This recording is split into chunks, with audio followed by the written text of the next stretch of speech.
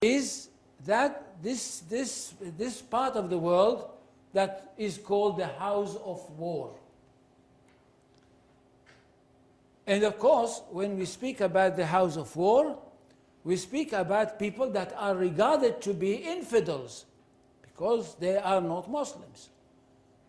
And Allah says to Muhammad, when he sent him with the true religion, that he should overcome all the other religions. Now, when there is a war, it can have also times in which there is no war, where the war ceases. And it happened quite a lot in the relations between Islam and the non-Muslim part of the world. Now, what happens also when within the Islamic territories are people who are not Muslims? What do you do with them? And the answer is very simple. Usually, Islam met either Christians or Jews. These people, although they are regarded to be in a way infidels, they are, on the other hand, people that had a revelation. That's what they are called, the people of the book. And because they are the people of the book, they've got a special position under Islam. They are tolerated people. Now, usually when people speak about tolerance, people get very excited about what a wonderful thing is tolerance. Now, tolerance is not a wonderful thing. Because tolerance is not something which you get because you've got the right to have it. But tolerance is because there is somebody who tolerates you. And he calls the rules. Therefore, Islam, since it is the religion of the elite, of the rulers, it is the ruling religion. If it wants, it can tolerate, and it tolerates the Jews and the Christians. But Jews and Christians must accept the superiority of Islam and the superiority of the Islamic law. There is no way in which you can live under Islam and not accept the superiority of the Islamic law. If something happens and Jews and Christians, or Jews or Christians, establish themselves in a territory which used to be Islamic, once used to be Islamic, like the Spanish today in Spain, this is regarded to be a reverse of history. This is something which is unacceptable. It might be only a temporary thing, but it's unacceptable because any territory which had been conquered by Islam cannot change its status as far as the Islamic law is concerned. Once an Islamic territory, always an Islamic territory. It is connected with Spain, it's connected with Sicily, and it's connected with many other places in Europe itself. Now, if the war continues all the time, the idea is that there is a holy war. This holy war does not have to be only by the sword. Sometimes the sword is not needed. There is a war by the mouth. There is a war by propaganda. There is a war by bringing the message of Islam to the people which Islam regards them to be those who live in the house of war. And once this idea is brought, the idea is adopted, that in fact Islam can be spread not only by the sword but also by the word of the mouth and propaganda. This has been done in few places throughout the world, and it's being done today also. Now, the question is, we have a situation which is the normal situation, is Majid Kaduri right? The normal situation is that there is a permanent war. That's the permanent relations, the permanent war between the house of Islam and the house of war. That's the real situation. War. Usually by the sword. But what happens if Islam finds itself in a situation whereby it cannot fight, there is a reason for it, it cannot fight. The most important reason is that the enemy is too strong. It happened in Islamic history many times. I'll give you one example which everybody knows, the Crusades, the Crusaders. For very, very long periods, Islam found itself in a situation where it could not fight the enemy. Now it accepted its existence, not de jure, didn't accept the existence of the Crusaders as something which they have got a right to be in a territory which is regarded to be an Islamic territory. But they accepted them as de facto. I remember very well when President Sadat came to this country, and I remember it because at that time I was connected with this business, and he said in a famous speech of his, "We did not accept your existence, now we do." And everybody was very excited about it.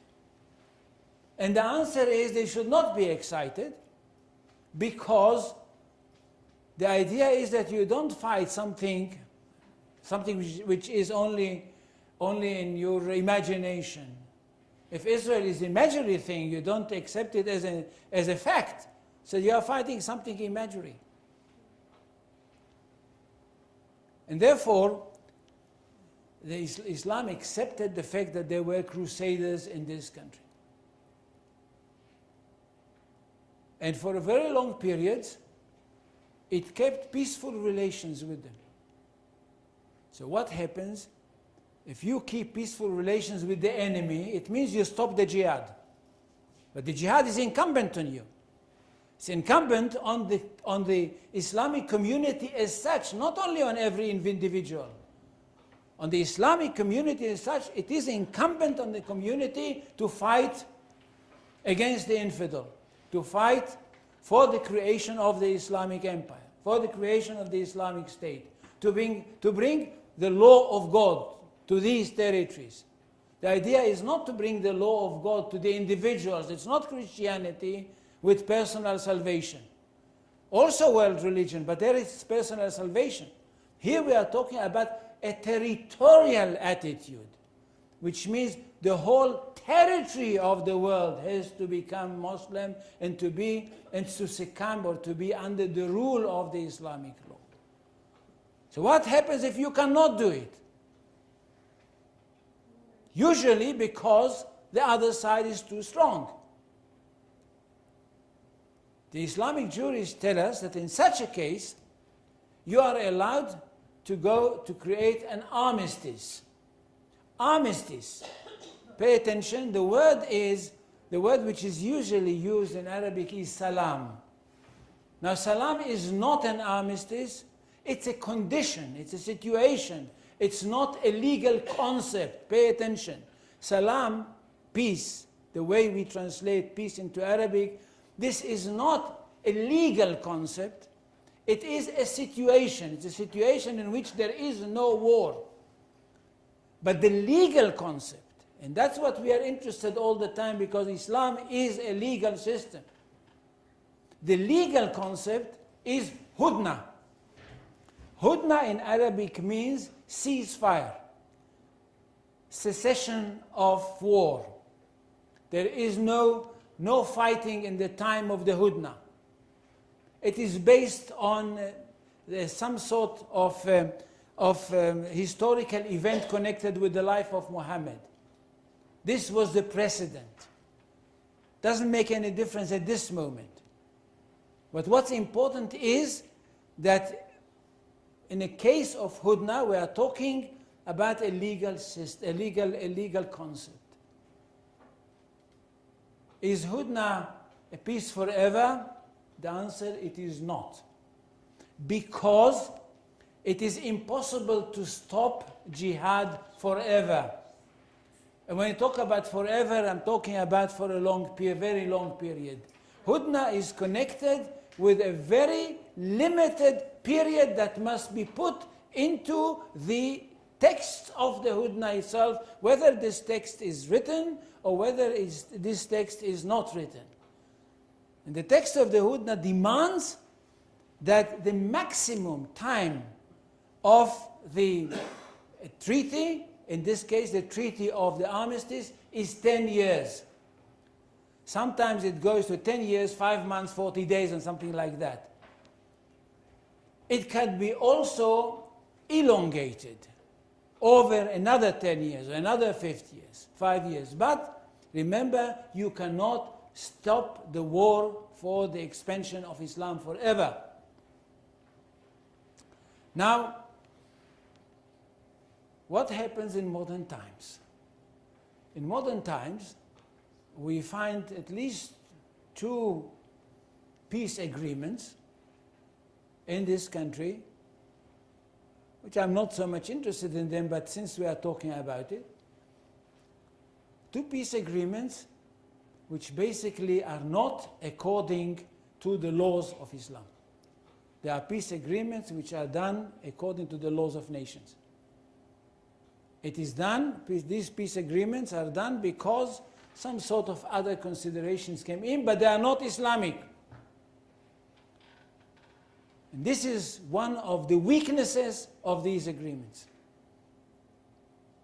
Because if they are not Islamic, you can hear it even today, that everybody who is a lover of Islam, a Muslim, a theologian, a jurist in Islam, would say to you, these are illegal agreements. And that's why they are very precarious. And they will be very precarious in the future also. But let's go back to what I was saying before, and this is the agreement of the Hudna. That's the only legal possibility to stop the jihad. There's no other possibility and no other way of creating a situation where the jihad can be stopped. For 10 years. Always to 10 years or less. However, there is one problem with the idea of the Hudna. What happens if Islam becomes very strong and can renew the jihad? The answer is that the Hudna at that very moment stopped to be followed. It stopped to hold as an agreement. Because in this case, there is no reason whatsoever to stop the holy war, which of course aimed to bring, as I said, the word of God to the world. Now, in a nutshell, I try to bring you the idea of war and peace in Islam. Let me just sum it up for you for 1 second if you didn't pay attention. 1, Islam is a religion that wants to create a world empire. It's not an idea of an imperial idea, but it is part of the religion itself. The world empire is territorial. Remember, territory, not people. People are not, there's not a question of Islamizing the people in these territories. Because Islamization, if a person accepts Islam, it is because God opened his heart to accept Islam, not because somebody convinced him, although to convince people to accept Islam is a very important thing. It's part of some kind of jihad. And this wish to create an Islamic empire can never be stopped, except in one condition, when Islam finds itself in a situation whereby it cannot continue the war. Then he can revert to one thing, to armistice, to ceasefire, and nothing more. There is no possibility whatsoever to create a situation whereby Hudna can stop forever. Thank you. השם, אנחנו רואים כבר ששלום לא יהיה. תודה רבה. Any question? No? Any questions? No. Everything is clear? Yeah, I have one question. When you compare Salah ad-Din attitude and I think it was Abd al-Malik that actually conquered and destroyed the kingdom of Jerusalem. I mean, how does it fit to the principle of jihad? Was it changed after the Crusaders war? No, well, but what happened with Saladin, he went into jihad. He also called it, like others at that time, jihad. He succeeded in beating the Crusaders in Hittin. This was 1187.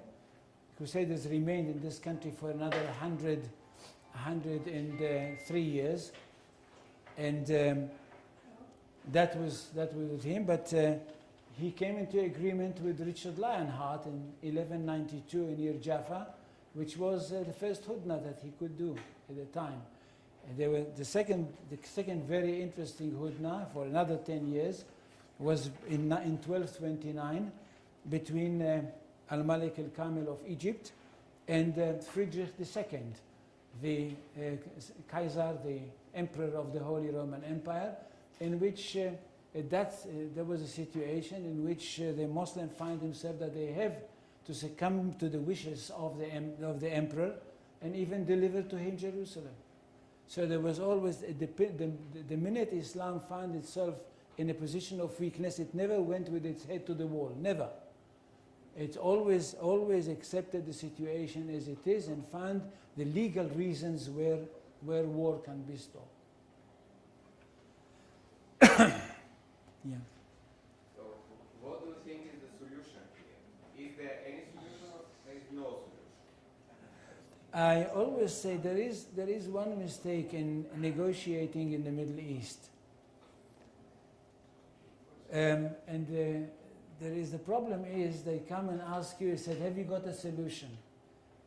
And you say, well, that I'm talking about negotiating between the Arabs and, let's say, Israel, or it can be any others. He said, have you got a solution? Have you got a plan?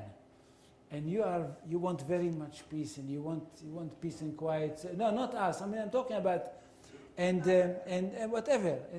Everybody wants peace, and nobody wants to go and kill himself.